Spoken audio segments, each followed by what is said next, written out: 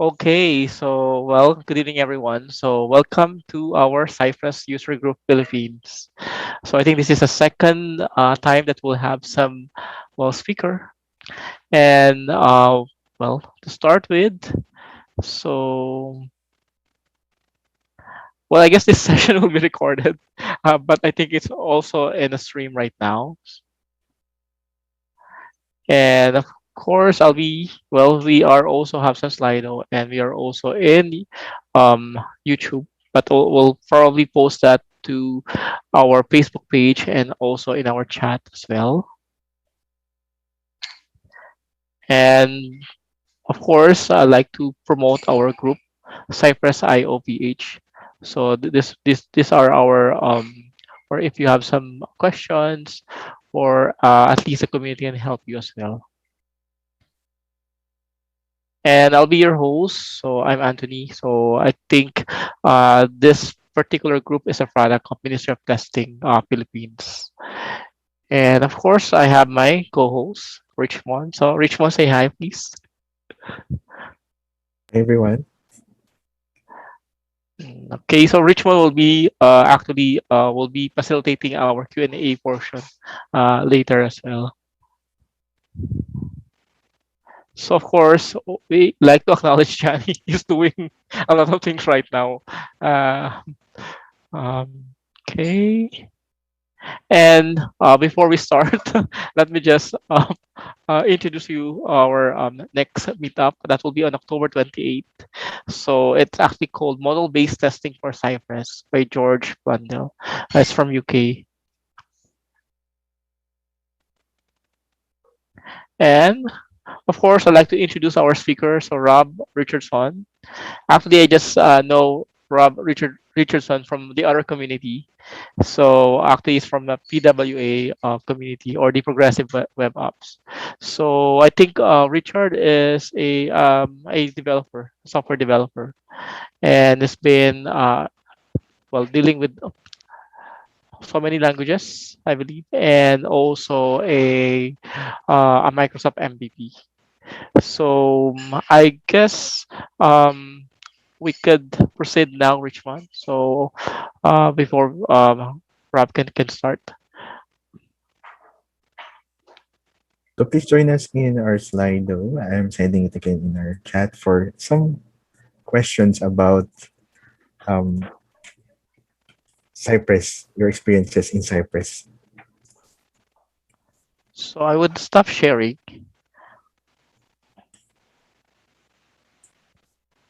Okay. So the first question that we have, first of all, what are the challenges that you've encountered in using Cypress? So let me share my screen also so that, there you go.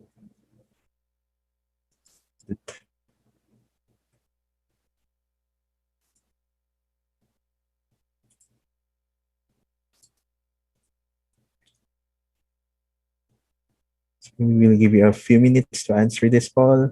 What are the challenges that you've encountered in using Cypress?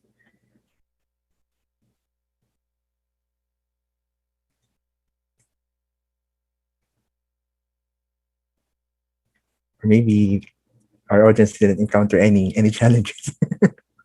So far, we don't have answers yet. But please, let's spend 1 more minute for this question.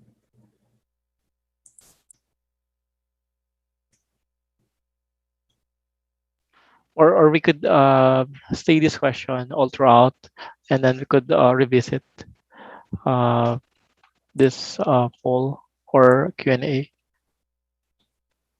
Now the answers are coming in.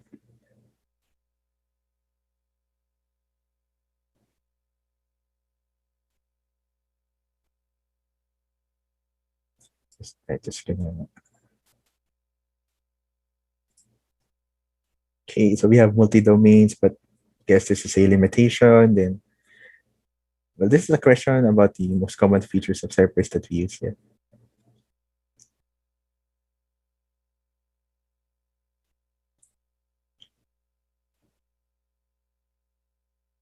Okay, maybe Anthony, let's keep this on.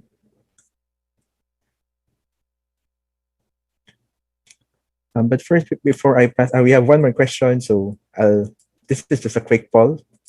So how long have you been using Cypress? Then after we've answered this, I'll keep the other question on the duration of the talk. So less than 1 month, 1 to 3 months, 2 to 6 months, 6 months to 1 year, and 1 to 2 years, more than 2 years. So again, as you're answering this, I'm going to stop sharing my screen now so that I can pass it on to Rob. And after this, I'll keep the other poll open for you to answer.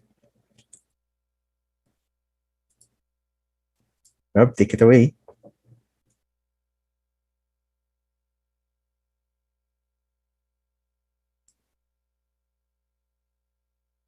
Rob, I think you're on mute. Have given half the talk on mute. That would have been really hilarious. Are you able to see my screen now? Yep, we can see your screen. Perfect. So thanks for joining us at Cyprus, Philippines for Gaining Confidence with Cypress Tests. Here's the part where I tell you I am definitely going to post the slides on my site tonight. I've been the person chasing the speaker trying to get their slides, and it hasn't worked out very well for me either, which is why you can go to robrich.org. Let's go there now. Click on presentations up here at the top, and here's Gaining Confidence with Cypress Tests. The slides and the code are online right now. And I also put them in chat just in case. While we're here on robrich.org, let's click on About Me, and we'll learn some of the things that I've done recently. I'm a Cyril developer advocate, so if you want to talk database security, we'll have a lot of fun. I'm a Microsoft MVP, a Docker captain, and a friend of Redgate.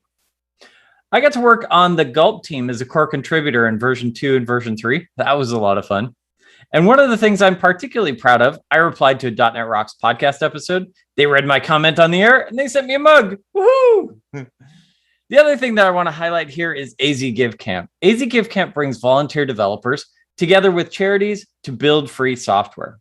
We start building Friday after work. Sunday afternoon, we deliver the completed software to the charities. Sleep is optional, caffeine provided. If you're in Phoenix, come join us for the next AZ Give Camp. Or if you'd like a Give Camp here in Manila or wherever you're watching from, hit me up on email or Twitter, and let's get a Give Camp in your neighborhood too. So let's dig into Cypress tests. Now, I'm not quite sure how this talk is going to work out. So let me try some things and see if my site's working correctly. Fingers crossed. Here it goes. Finish the TypeScript compile.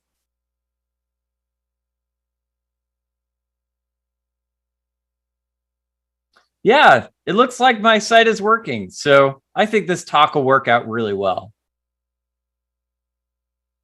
Yeah, my site's doing great. This talk is going to work out well.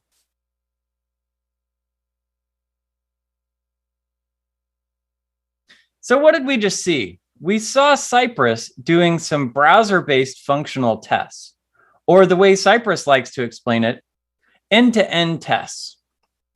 Now, this is really cool. Cypress is an Electron app and also a browser plugin. It's built on top of Mocha and Chai, and it allows us to do these functional end-to-end tests as if we were a user clicking through the website. Like many good stories, we just started in the middle. Let's back up and start at the beginning and talk more about how we'll do testing in browser-based apps. Browser testing. As we start looking at testing browser apps, we probably have lots of different types of tests. We might test from here down. These could be end-to-end tests. We might test this API. Maybe it's a REST API, a GraphQL API, or a gRPC API. We might test this service. And by service here, I don't mean a web service, but rather a unit of work, a small functional test. These could be, well, unit tests. There's no UI interaction. We're just calling into functions and validate that they work correctly. We might test. Now, the cool part is there's lots of different languages that are supported by Playwright. The downside is it's not built on top of Mocha or Jest. It has its own assertion syntax, so it feels a little weird. It's as if they took Puppeteer and just kind of bolted assertions over the top of it. If you're familiar with Puppeteer, this may be a great fit. So which one should I choose? Well, it depends. Today, we're going to double click into Cypress. But before we do so, we looked at a list of a lot of different tools. Now, based on the type of test you run, you'll probably want to use many of these. If I'm running my API tests, I'll use Supertest. If I'm running end-to-end tests, I'll use Cypress. If I'm running unit tests, I'll just use Mocha with Chai or Jest. I'll use a lot of different types of tests to accomplish different validations. So let's get started with Cypress. If you've never run Cypress before, you can npm install Cypress and then npx Cypress open. Now, the first time you run npx Cypress open, it's going to scaffold out a whole lot of tests that will be able to get you started in a really elegant and fast way. Now, these tests run against a kitchen sink website that Cypress has built, so you get to see different interactions with the page and different ways of constructing Cypress tests. That's perfect. Let's take a look through the Cypress IDE. Now, I've already run npx Cypress open, so I have here the Cypress IDE. Now I can pick which browser I want to run my tests in, and it will be able to discover all of the browsers that I have installed on my machine. Now it is highlighting for me that I have a Chrome-specific setting set that Firefox doesn't understand, and thus the exclamation point here. But if I didn't have any browsers installed on my machine, we still have this Electron browser, which is a WebKit browser baked into the into the Cypress IDE. Now, once I've chosen my browser, I can choose either to run all tests, or I can choose a specific test that I want to launch. Here's those example tests that come with Cypress. So I'm going to close the examples folder, and let's fire up this to-do MVC spec. So now we're just running one set of tests. Now, in my case, I ran my tests in TypeScript. So the first step is, here's this page refresh, where we run that, we'll reload the page. Now, that also means that if ever I change my code, it will automatically rerun the tests as well. Now, notice that here's the Chrome instance that is running my tests. Here's my regular Chrome. It's running a different instance of Chrome, so any plugins or cookies or pre-filled forms are not impacted when I run my tests. They are definitely running in an isolated environment. Now, that does mean that if I have any tests that, if I have any interactions here, it's going to reset my browser size. It's going to zoom me back out. All of the things that I would expect if it started up a fresh instance of Chrome. Now, as we look through each of the tests, we can see that it ran each of the tests here. And as we pop open each one, we can wander through and see the steps that it accomplished at each stage. Now, I like this because not only will it go find that entry box, but as we walk through, we can talk about where is that spot that it clicked on the box to be able to do this. So we can walk through each of the steps and see the interactions there. I'm also going to open the F12 developer tools, and we can see here in the console output associated with each step. So it'll show me the command that it ran, the interactions that it got, keyboard events in this case. Here's the API that it got. I love that content. Switching over to the sources view, we can take a look at our test code. So if I wanted to set a breakpoint here, I can set a breakpoint and then rerun my tests and walk through the tests with F10 and F11 and be able to debug through those tests. That's really elegant. Closing these F12 developer tools, we also have this great IDE here that allows us to, for example, pick something on our page, and it'll build up the selector that we'll need. So we'll need a sci.get and this content into place. Now, we'll come back to how to build really great selectors, but we can see that we can use the IDE to be able to help us pick different pieces in our application. So if I want this all button, there's the Cypress, the CSS selector that I'll need to be able to get that. We'd also choose to rerun all of our tests. Here are the number of passing and failing tests and how long it took to run this test suite. That's great. We got to take a look at how the Cypress IDE works. Next, Let's take a look at using Cypress with TypeScript. Now, by default, if I scaffold out a project, it will use JavaScript. But in this case, I chose to flip my code to using TypeScript. So let's open up this code in VS Code, and we start with this cypress.json file. This Cypress.json file is the base configuration that it shows of how to get to, well, the rest of the configuration details. Okay, so let's flip over to that file. And now I have all of the configuration associated with my Cypress tests. My fixtures folder are here in the fixtures folder. My integration folder, here's where all my unit tests are. My screenshots folder and videos folder, I chose to put those in a results folder so that I could exclude the results folder from my source control. And now I wouldn't accidentally commit the videos or screenshots taken during my tests. The support file, we'll come back to that one as well, is here in the support folder. Now I flipped my project for URL, and so I just have a bunch of site URLs that I can choose from. Now in this case, Angular, Backbone, and Vue, I'm going to grab the Angular.js version and use that as the site that I'll test in this case. Now, the first step is to go visit that site. And so I'll say cy.visit, and I'll pass in that site URL. Now, that's elegant in being able to go visit the site. In this case, I'm doing this in a before each, so that I'll visit the site before I go load up my test details. I could definitely move this to the top of each test if I wanted to, but just to avoid the duplication, I'll just put it at the top in a before each to ensure that it runs in one spot. Now notice that we're not awaiting it. There's no asynchronous details here. By the time this visit line finishes, we know that the page has loaded. Perfect. So our first test is this should visit the page. I'm going to grab the cy.url, and it should equal that site URL. I'm really glad that I had this test because when I first wrote this talk, the site was HTTP, and they've now flipped it to HTTPS. So I'm really excited because this test failed and helped me validate that I was testing the wrong page. If ever you rearrange the pages on your website, then a test like this can help you validate that you're not testing a page that you may not even match the expectations. So we got to see cy.url, and we get to see this jQuery-like syntax. .should, all else being equal, I would prefer Chai's syntax, where we would say .should .equal, but Cypress chose differently, and that's totally fine. Okay, let's level up a bit and take a look at how we might interact with the page. So let me use this CSS selector. I'll go look in the to-do list, look for all the LI items within it, and it should not exist. Now, we don't have any to-do items in our to-do list yet. So yeah, our list should be empty.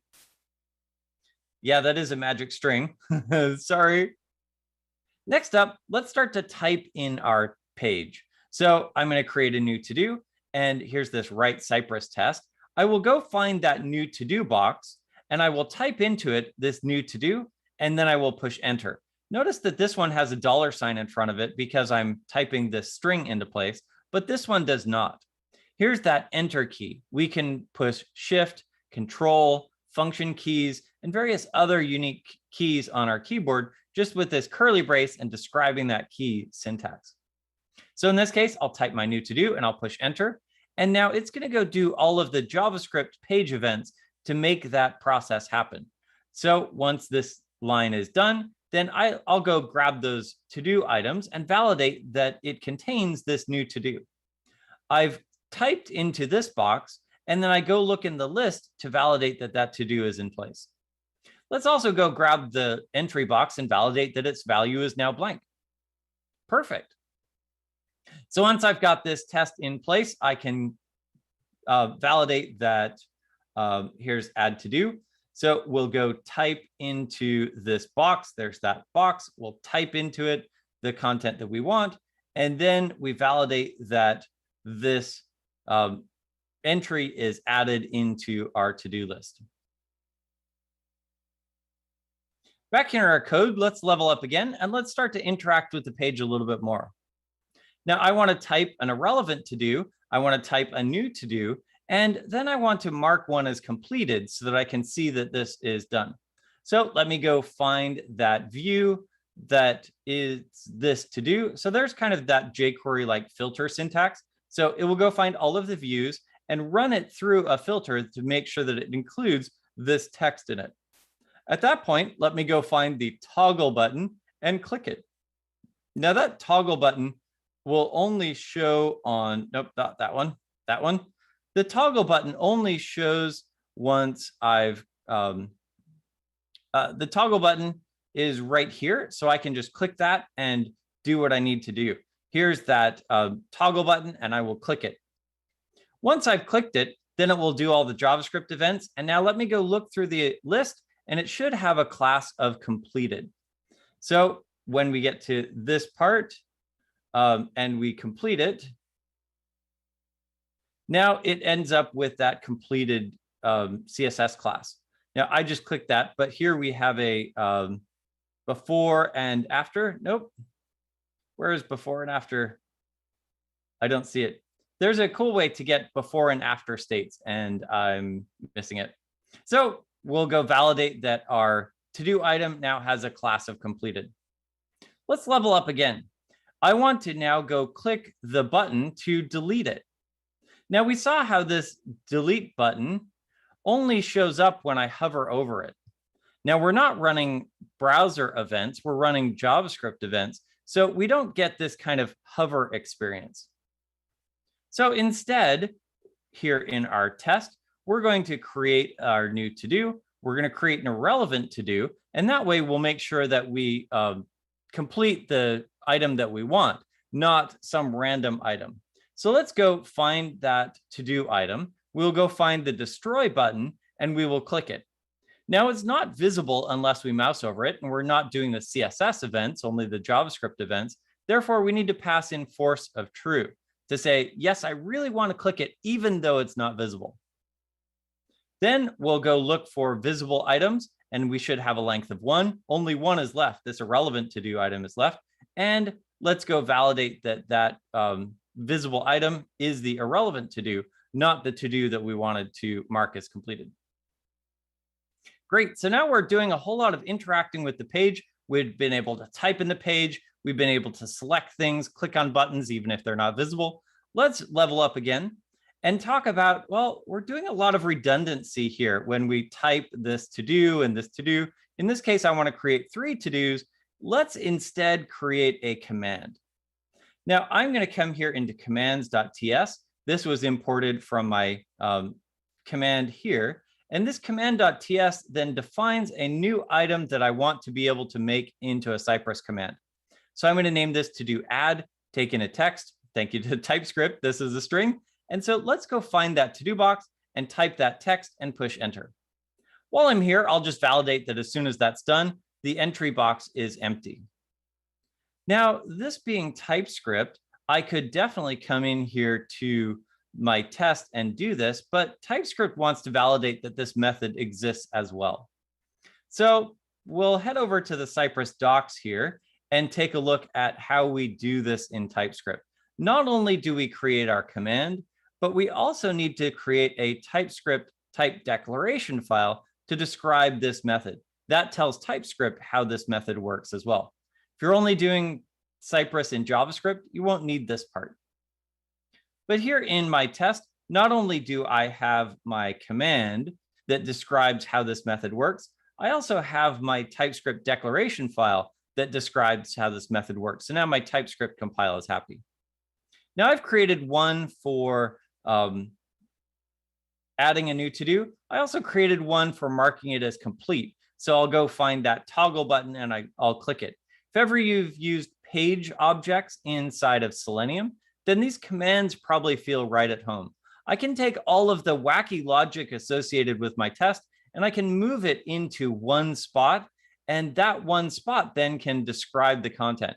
Back in my test is a whole lot more legible. I'm describing the user's functions through this application rather than the technical implementation.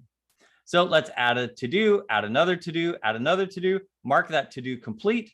And that's perfect. We've now described in a very terse way the user's interactions with our website. Now let's go grab that active filter and we will click it. And because we created 3 to-dos and marked 1 as complete, as we look at the active ones, we should only have 2 left. That's perfect.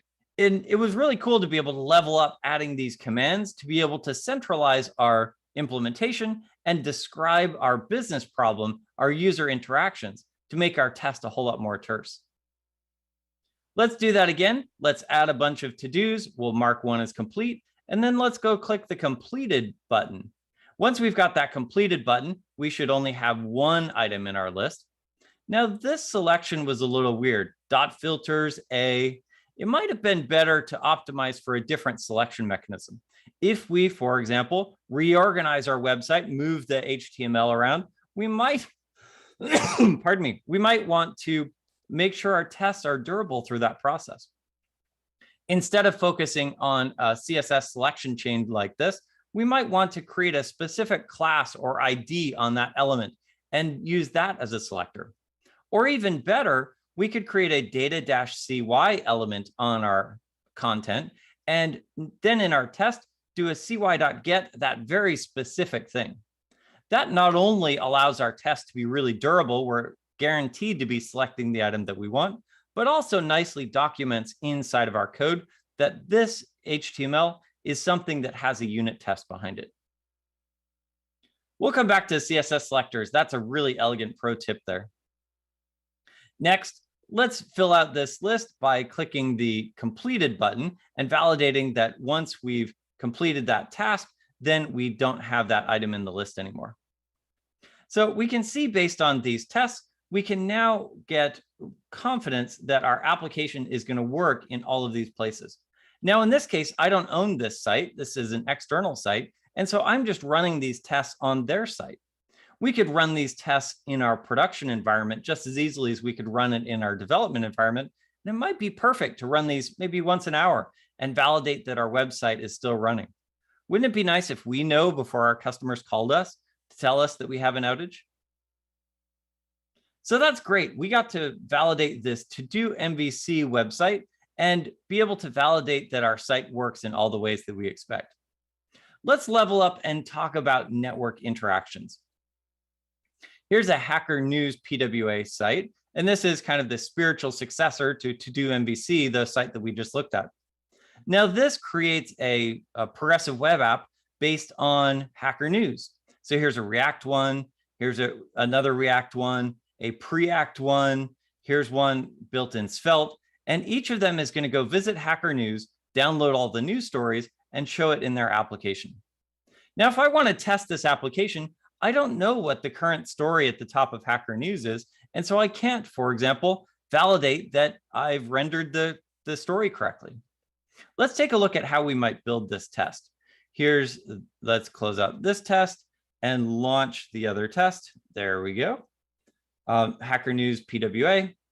Now, I also don't own this website. I'm just running tests against their website. So we start off with that TypeScript compile, then Cyprus notices that our files changed and reloads the site.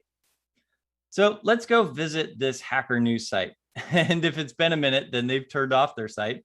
We'll go validate that we can read the stories and validate that we can render those stories correctly.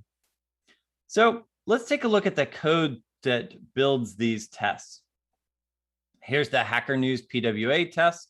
And similarly to how we did the previous test, we could run this in Angular 2, in the React or Preact versions, Next or Nuxt. And so we can just flip between the various implementations of this test, and that will be great at being able to determine the execution. I'll go grab the site name just so I can name my describe block. And then before each test, I'm going to do that cy.visit again. Here's my hello world test, and I love this test because it validates that we're testing the page that we expect. If ever you reorganize your site and now suddenly you create 301s to other pages, then your Cypress test may not actually be testing what you expect. A hello world test at the very top of this, validating that the URL that you went to is the URL that you're testing, can be really helpful because Cypress is automatically going to follow those 301 or 302 redirects. Next, let's go validate that it should have a specific top story. Now, I don't know what's at the top of Hacker News. So let's intercept this network request. Now, in this case, I've chosen a regular expression, but we could definitely just use a string to match that request. And I'm going to set the access control allow origin, the chorus header, and then respond not with what came from the website, but with this fixture. Now, here's this fixture. This fixture now, here's my first story, and I know that this is the first story. This is the title of that story. So in my test, I can go say this is the first story, and after I visit that site, I'll go look for the first element and validate that it contains that title. Now that's perfect. I've been able to replace the API results with the API results in my test to validate that my control renders correctly. Now, this can be perfect for identifying that I've got the title in place, I have the subtitle right next to it, I have the icon to the left, and I have other interactions. I can validate that my control renders correctly. Next up, it would be really easy for us to completely mock out our API and lie to ourselves that that's actually how the API works. That's dangerous. And so let's create another suite of tests that load the actual stories from Hacker News. We'll see that these are the stories up on Hacker News right now, and we can validate that our test works as expected. Now, this is going to always load the first 30 Hacker News stories. So here in my test, I'm not validating anything about the contents of the page. I'm only validating that it has 30 stories in the list. Now, if ever Hacker News has less than 30 stories, then this will fail, but it usually has thousands. So I think this might be an okay assumption. Now, if this web request was going to take a really long time, then I can attach to that web request. I'm using a regular expression in this case, and name it as a particular thing. And then I can very specifically cy.wait for that name. But in this case, the API worked fast enough. And so we didn't get this timeout, and we were able to proceed without needing to attach specifically to that request. But that was really elegant. And now we can validate that our site works, including validating that we have references to external APIs. So we saw a lot of really interesting things here in Cyprus. We saw how it was really easy to get started, to level up through various interactions of being able to type in the browser, to be able to select things. Let's take a look at some best practices that will make your Cyprus tests really elegant. Now, we talked about creating selectors. In my case, I didn't own that site, so I couldn't change the site itself. But as we're testing sites that we do create, let's use IDs or classes. If ever you rearrange the markup on your page, you don't want to have to go then rewrite all of those CSS selectors in all the tests. Even better, let's create a data-cy attribute on our elements, and then we can do a selection very specifically for that data-cy attribute. Now, this forms two really elegant solutions. The first is that we know we're exactly matching this thing, even if we restyle it or rename the ID associated with this DOM element. Next is we're documenting that there is a test that works on this particular attribute. If I'm working on production code and I notice that I've modified something with a data-cy attribute, then I know that I'm probably going to need to touch up a test to match. Now, some might argue, hey, we're leaking our testing details into production. Yes, we are. And that is another great best practice here with Cypress. We don't need to run our tests only on development environments. We could run our tests in production. Maybe once an hour or so, let's start at our homepage. Let's navigate through the shopping cart, through the product catalog, add a product to our shopping cart, and get to that checkout page. Now, we're not going to enter a credit card and purchase, but we'll get right up to the edge of that. And we can run that test in production every hour or every few minutes.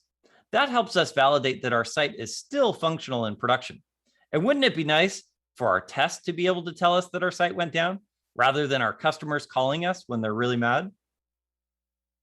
Yes, we're leaking our testing details into production, but I would argue that's a good thing. Let's run our tests in production too. It also documents the purpose and makes it really elegant to know that we've got this element that is tested. Next, let's take a look at commands. Now, we created a command for entering a new to-do item, and this kind of abstracted away the particular details of working with that task. Anytime we have a task that have a sufficient level of complexity, let's create a command for that. Move the logic of how to accomplish that task into the command. And now our tests describe the user's interactions. They become documentation of our user's intents. That's really helpful. As you grab these slides from robrich.org, you can see not only how to create commands, but the details that we need inside TypeScript to be able to get at those commands and validate them inside TypeScript. Next up, you don't want to log in at the beginning of each test. Now, you do want to have one test that validates your login, but rather than logging in every time, create one test for your login, and then also create a before all that will go grab the authentication token from your API and use that in the rest of your tests.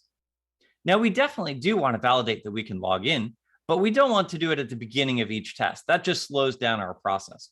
Instead, when we grab the token and we log in one time, now we can use that token throughout all the other tests, and they just start from that authenticated state. Now, maybe we want tests that validate a bunch of different users. Now, that's okay. Let's call the API for each of those users, grab those tokens, and pass those into the necessary tests. Next up, fixtures. Now, fixtures are really helpful if we have a bunch of data. If in your test, you have a big block of JSON data that you are using in your test, maybe you have shared test username and password, or a particular email address, in our case, a news title, put that into a fixture, and you can load that fixture by name, making your tests more descriptive. Grab these slides from robrich.org, and you can click through to the documentation on how to use fixtures. Now, it would be really easy for us to create fixtures to mock out web requests, and cy.intercept is perfect for that. cy.intercept is great when we want to validate the contents of our components, validate that they render correctly, and we need to be able to stub out the data to do so. But it is really tempting for us to completely stub out our APIs and lie to ourselves and pretend that that's how our APIs actually work. If you're working in an environment where your API doesn't exist yet, you might choose to intercept and mock out your API for a time, but make sure that you come back and create an actual test that uses the real API to validate that your assumptions of the API's data shape actually come to fruition. So in our case, we had one test that mocked out the API and one test that actually hit real Hacker News to be able to get at that content. Cypress is a great, fun place to be able to do these end-to-end tests. If ever you've gotten frustrated with Selenium or other tools, then have a new look, because Cypress can be a really fun place to work. I've had a lot of fun sharing Cypress with you today. You can grab the code online at robrich.org and hit me up on Twitter at rob_rich, and let's continue the conversation. For those of you here live in the meetup, what are your questions? What are your thoughts? In what ways have you struggled or succeeded with Cypress? Thanks for the wonderful talk, Rob. So the Slido now has many questions actually, so let's get right to it. So first question here, Cypress is visibly reliable in quick tests. So do you have experience with Cypress running automation suites, and how is it? So maybe I guess the question was in terms of volume of running so many tests. I have seen Cypress used for lots of tests, and in time you may choose to parallelize those tests so you can get them through faster. Split them into various groups and push them out to other machines that run them in parallel. Part of the Cypress paid product is a mechanism that can do that for you automatically. And so if you're hitting those limitations of your Cypress tests are too slow, you might want to opt for this. The other thing is, if you're hitting those barriers of performance, take a look at your tests. Maybe you're logging in at the beginning of each test, for example, and the tests are now taking too long. I love to be able to do these end-to-end tests to validate the scenarios. But yeah, end-to-end tests are slower than unit tests. So run your unit tests first, run your end-to-end tests after that. Okay. Thanks Great for that, question. Rob. Thank you. And next question. For a tester utilizing Nightwatch.io, how hard is it to transition from one test framework to another, like Cypress? Good call. Nightwatch is a great testing environment, and it uses Mocha and Chai in the same way that Cypress uses Mocha and Chai. So all of the detail associated with Nightwatch that you have that is just Mocha assertions or the describe in the it block, those will transition really easily as you move from Nightwatch to Cypress. But some of the other things, like all of the cy commands, will be different between Nightwatch and Cypress. But then there's the magic question. Why move? Are you hitting limitations in Nightwatch that you want to overcome? If Nightwatch is working for you and it's doing well, then I would say stick with Nightwatch. It's a solution that's succeeding for you. And there's probably not a whole lot of gain just by moving to a new framework. Cypress definitely is really elegant, and we got to see how we could switch between browser tabs and still continue running the tests. We have a really elegant syntax for being able to build and run these tests. But if Nightwatch is working for you and you're productive there, there's probably not a need to move. Your answer may be a bit curious, Rob. So for you, what do you think really is the main reason in choosing Cypress? So like what is the main buy-in to use Cypress? What's the main bite in the Cypress? Buy-in, sorry. So what is the main reason why we should move to Cypress? Because you mentioned if the current framework is working, so don't move to Cypress. So what is the main reason why we should move? One of the things that I find particularly elegant with Cypress, especially if you've come from Selenium, is that there aren't a whole lot of weights. If you're coming from Test Cafe or Playwright, there isn't the need to marshal content between the test context and the browser page context. That level of simplicity is a great value add to Cypress. Add to that we didn't get a chance to look through these, but let's go flip through the results folder here. Here in the, not there. Here in the results folder, as part of running each test, it will create a video of that test run. Now, if ever you have a test failure, this can be ideal. Just watch the video and see where the test messed up. This is one of the features that I particularly enjoy about Cypress, is if I have a flaky test, in the cases where it fails, if I can't reproduce it, I'll go watch the video. So I like to create this results folder as a build asset and then go validate if ever there's a test failure, go watch that video and see how it failed. That may be the missing link that I need to be able to reproduce it. What is the value add for Cypress? It's really easy test creation. It's these videos that are automatically created. And it's the ability to scale up into an enterprise Cypress if you need those additional features. Thanks for that, Rob. Going to the next question here in Slido. At present, we can only use one super domain in Cypress, although it is in the roadmap supporting super domains. What is your current approach for multiple super domains? That is a great question. In the case of the test that we built today, we didn't actually test the site that was running here. Rather, we tested a site that was running externally. So you can choose to create Cypress tests associated with each microservice, each subdomain, and that's one way to go. That would be really elegant in kind of binding those tests together with the code to do it. Or in this case, we just pointed it at a different domain, and those tests ran just fine. You could have one suite of Cypress tests that hit all of your domains, or even traverse between them if you have navigation across domains. Okay. Next question. How does Cypress integrate with your organization's technology stack? Ooh, good call. So how does Cypress integrate with, say, Angular or Vue or React? The cool part about this is Cypress is just looking at the actual rendered content in the browser. So it's kind of irrelevant of those things. Now, the cool part, especially if you're using test utils or another framework, you can reach into your SPA framework. So you could get, for example, a reference to your Redux store. And then you could arrange content by setting stuff in Redux. And then when it comes time to test, you can then validate that your Redux changes were made. That's a really elegant way to integrate in with your framework. The beauty of Cypress is that because you're running inside the browser, you have access to everything else that is inside the browser.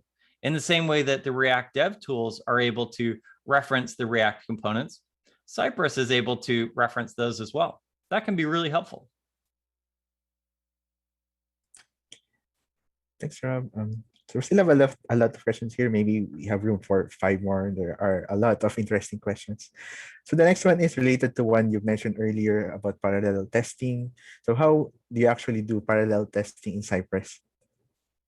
The enterprise version of Cypress, the paid product, has parallelization built in. Now, you could definitely do that. If you want to go low tech, lower budget, then you would just create, you would segregate out your Cypress tests into different folders. Now, we have all of our tests here in test/Cypress, but you might choose to put some of your tests into test/slice1, test/slice2. And then as you kick those off on various build machines, you would be able to launch each test suite in its own environment.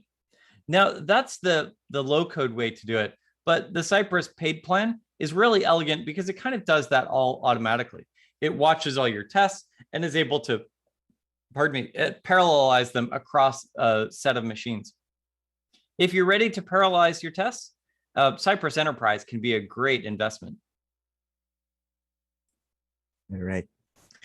For the next one regarding the extendability of Cypress, so can we use plugins? If yes, what are the most common plugins used? You definitely can. And here in the commands, we started kind of building our own plugins, kind of creating these additional commands to do things. But we do have a plugins folder where we could load lots of other plugins.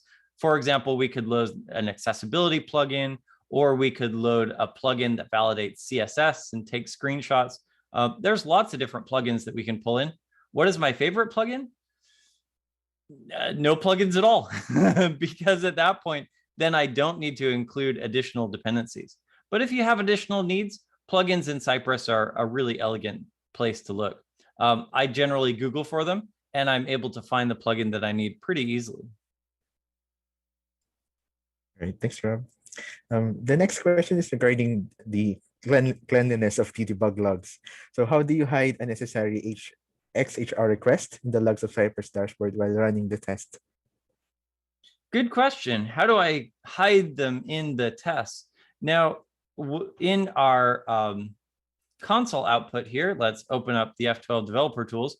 We get content specific for each step in the test.